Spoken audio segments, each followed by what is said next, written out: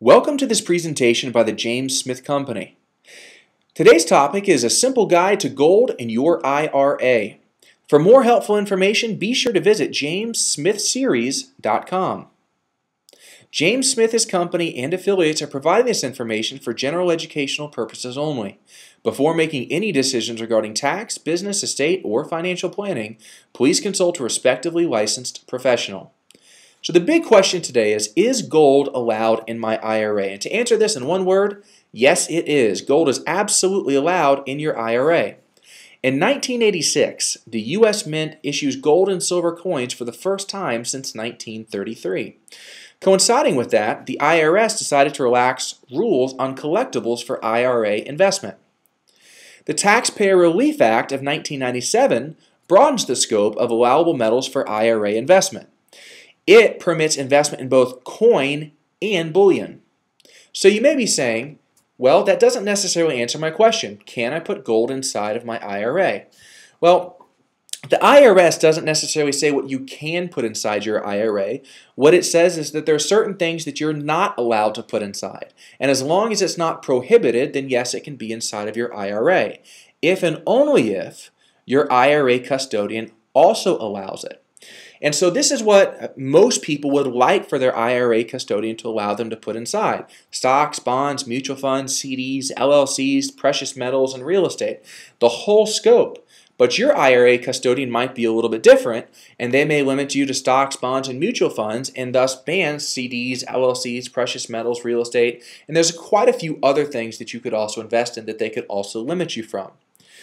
The big reason why you might be limited is you might have an IRA with a custodian that is, let's say they're a brokerage custodian, and they make their money off of stock trading, and stock investment advice.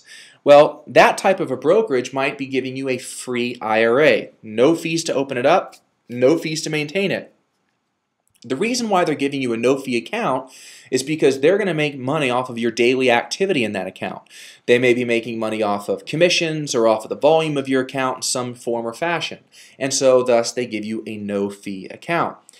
Now, the benefit is obviously you're not having to spend money to have the account open, but the detriment is it's not truly going to allow you to invest in all of the different avenues that you want to invest in. So it's strongly encouraged for individuals to make sure that they have a self-directed IRA custodian. Now, just because someone says they're self-directed doesn't mean they're truly self-directed.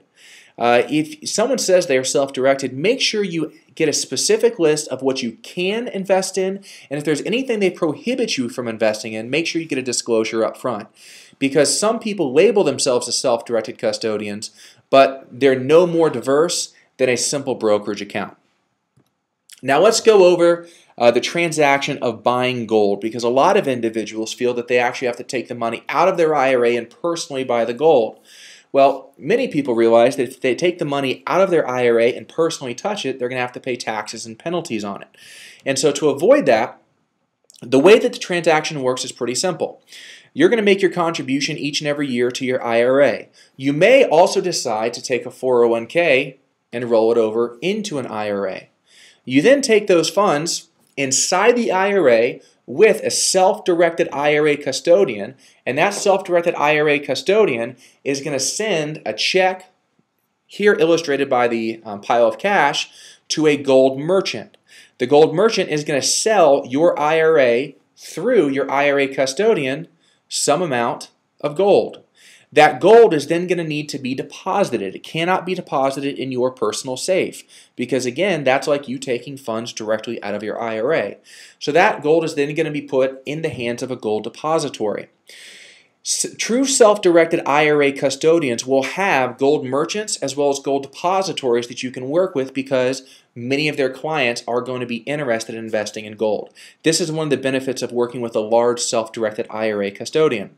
Now, if you ever decide to sell that gold and tender it back into cash and perhaps reinvest into stocks and bonds or real estate or some other investment form, you'll simply move the gold from the gold depository, take it to the gold merchant.